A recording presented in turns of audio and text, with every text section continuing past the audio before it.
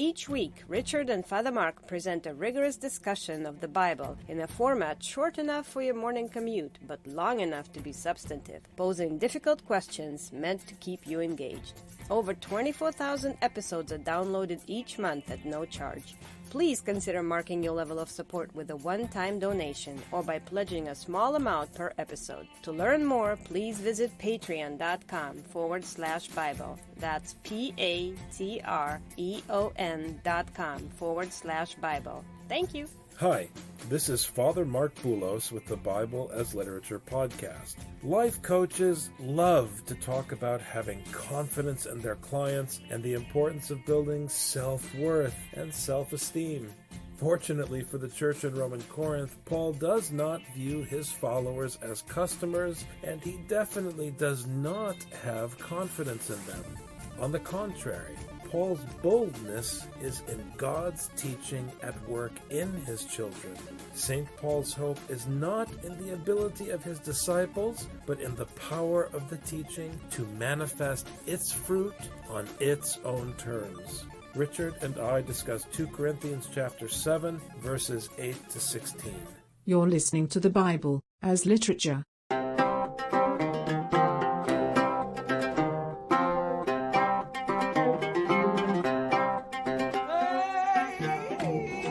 Hi, this is Father Mark Boulos. And this is Dr. Richard Benton. And you are listening to episode 132 of the Bible as Literature podcast. We are pivoting on verse 8 in 2 Corinthians chapter 7. We ended with verse 8 last week. It seems the whole section is hinging on this question of suffering and Paul rejoicing in suffering, but not a fleshly suffering, which is what the church in Jerusalem advocates, worldly ascesis.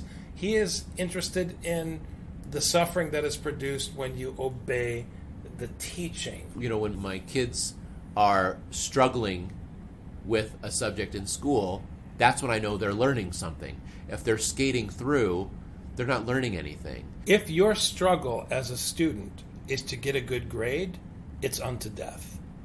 If your struggle as a student is to learn and to renew your mind by conforming it to knowledge, that struggle is unto life. The one struggle is self-righteous and self-gratifying. Look how smart I am, look what I achieved. The other struggle submits to something outside of you that is greater than you for a greater cause, which is the common good. And Paul is saying, do you want to struggle and suffer for yourself to get the grade for your bloody resume, which is what the works of the flesh are? Same activity, which is the funny thing, but you're doing it for the wrong purpose, and so therefore you're going in the wrong direction. Or do you want to cleave to what I'm saying? For its sake unto life. For though I caused you sorrow by my letter, I do not regret it. Though I did regret it, for I see that the letter caused you sorrow, though only for a while. So you started to suffer correctly, but then you went off the rails again, so I should have been harder on you. When you were sorry, when you felt bad, I was not sad about that. The only time I did feel sad is when you stopped feeling sad. Right. This technically would get you fired. Can you imagine if someone in the school system talked this way as a teacher? Or if a college professor spoke this way? The boards of directors around the country would have a nervous breakdown. The only time I felt bad about my students is when they stopped feeling bad about how little they knew. What are you going to do when you have to get feedback at the end of the semester so that you can raise tuition and convince rich people this is where they should send their kids? I now rejoice! Not that you are made sorrowful, but that you are made sorrowful to the point of repentance. That's the key. That's what's unto life. If you're just sorrowful because you're a perfectionist and you're mad at yourself because you didn't attain the grade, it's useless. But if you're sorrowful because you are rebelling against God and you see it as an opportunity for repentance, then there's hope. So the sorrow for Paul is not the end. The sorrow for those who strive according to the flesh is the end. They boast about how much they've suffered. Listen to how people talk when they want credibility. They sound like Paul, but they're not saying the same thing. They talk about how they've suffered and how their parents are immigrants and they didn't have money and they ate dirt on the weekends, blah, blah, blah. Typical American narrative. So that I could have a great job and a wonderful house and this beautiful life. That's not what Paul's saying. He's saying, I suffered so that you would suffer, so that we could share everything with everyone, not so that I could have a better life. For you were made sorrowful according to the will of God, so that you might not suffer loss in anything through us. Paul is trying to teach them. Any lesson that they do badly on, they need to know they did badly on it so that they can take whatever remediation they need in order to learn that lesson. And so they felt sad because they weren't living up to the teaching of God. This is the sorrow that leads to repentance. And repentance means that you go on the correct path. In the Old Testament, the metaphor of walking is used for obedience. And when you walk, you can walk on the path towards your goal, or you can go off the path, go onto a different path, turn around and go the wrong direction on the path. Every one requires turning.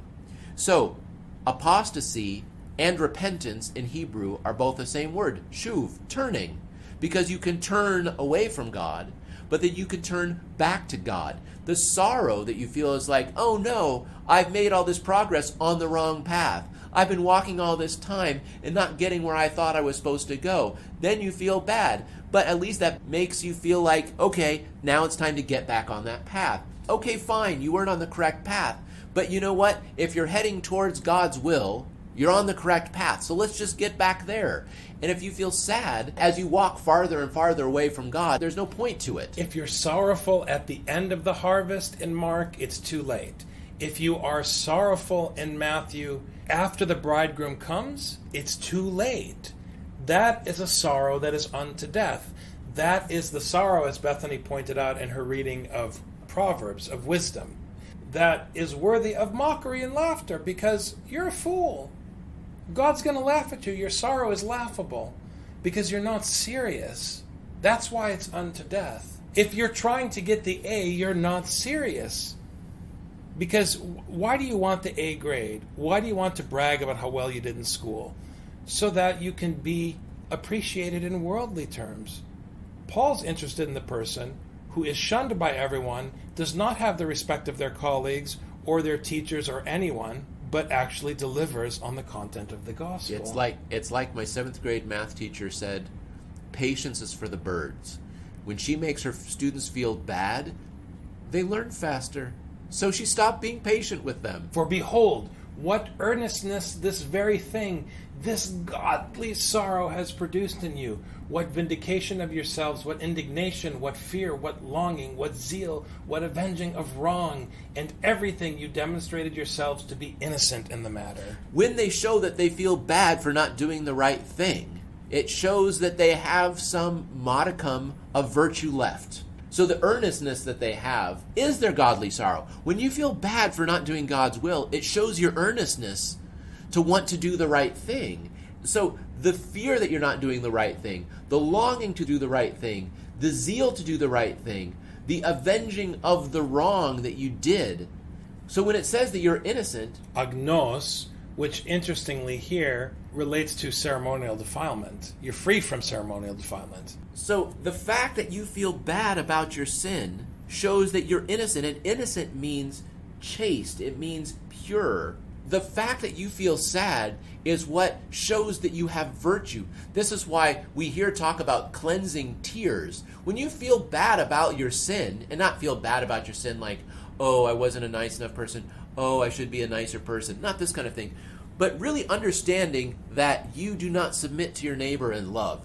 Understanding that you judge your teachers, understand that you judge the gospel, that you do not put your trust in God. Once you understand this, the sorrow you feel is correct. There's a behavior in the organization. An employee does something or is engaged in a behavior.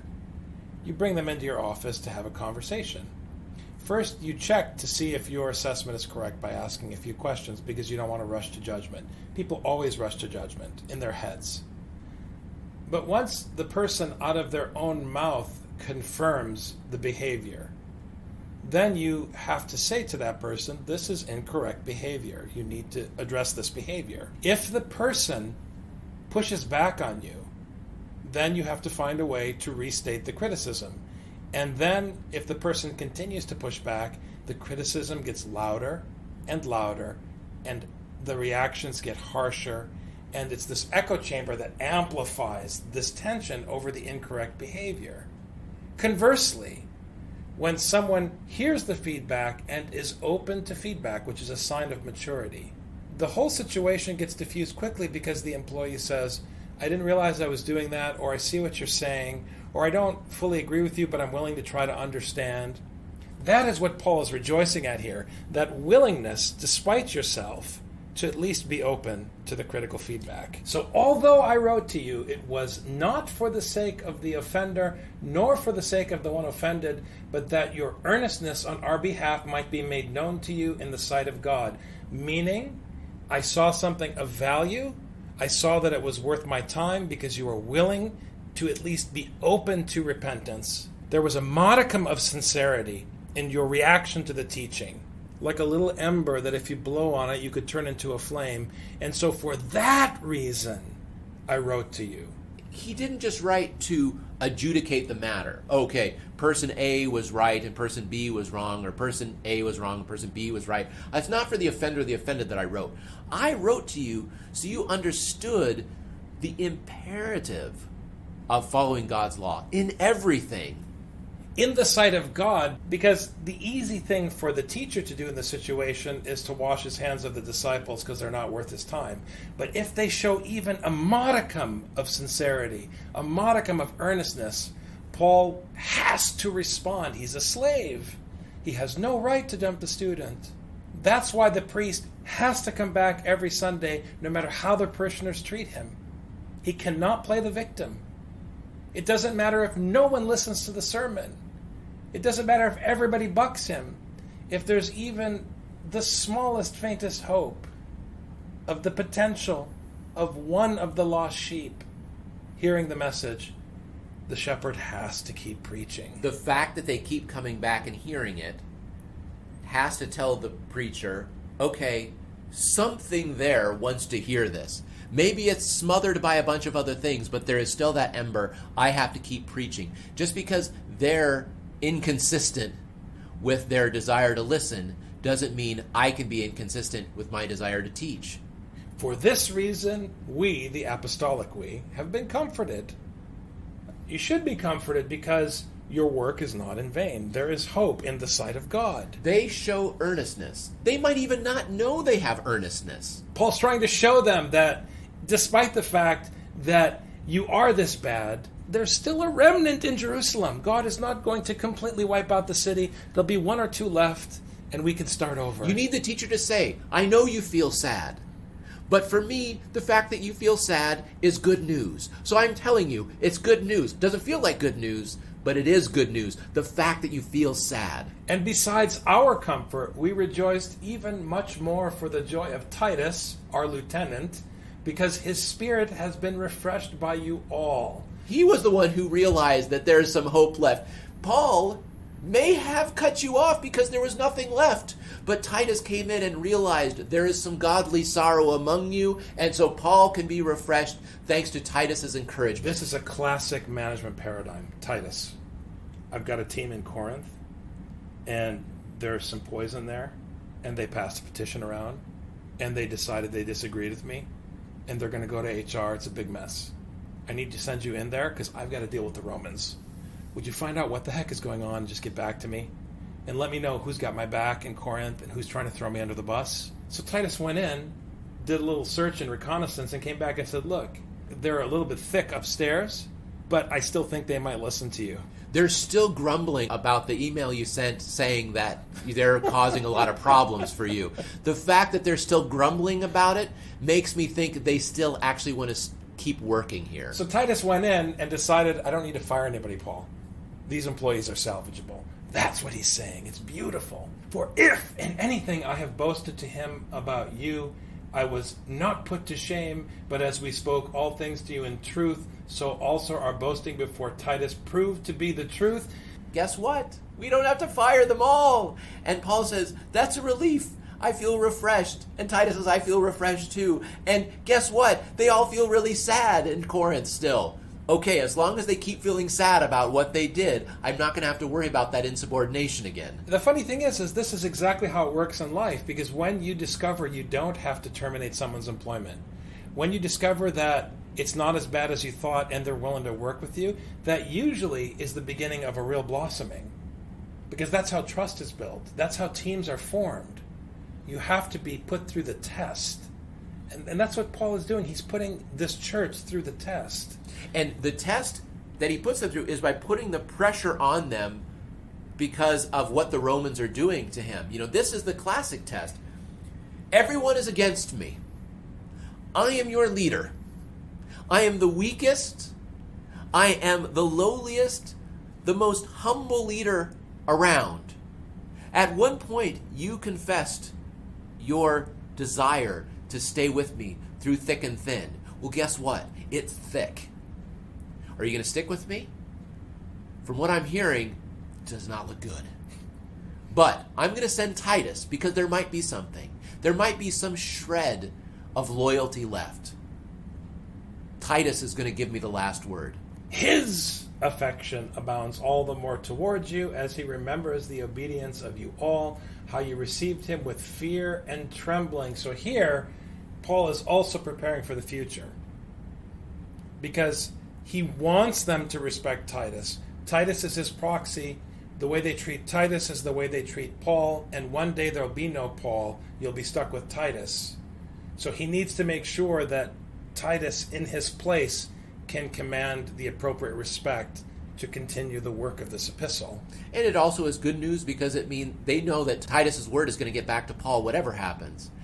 When they treat Titus correctly, it means that they have the ability to treat Paul correctly.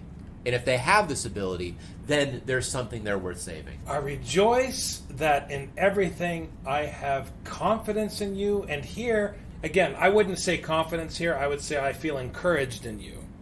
Because he's being encouraged by the teaching, by the will of God at work in them. In all things, I am encouraged in you. Can he trust that the teaching is going to continue?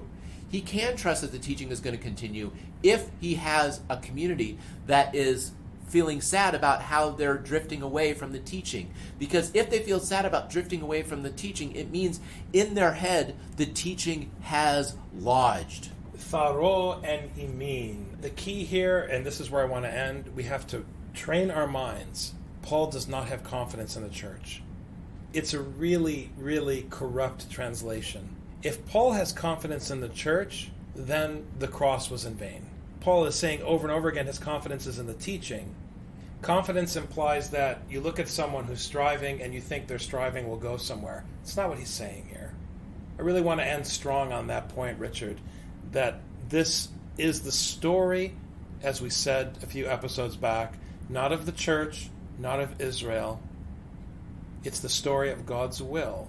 And that is where the boasting and the boldness and the encouragement and the confidence lies. Thanks very much, Dr. Benton. Thank you, Father.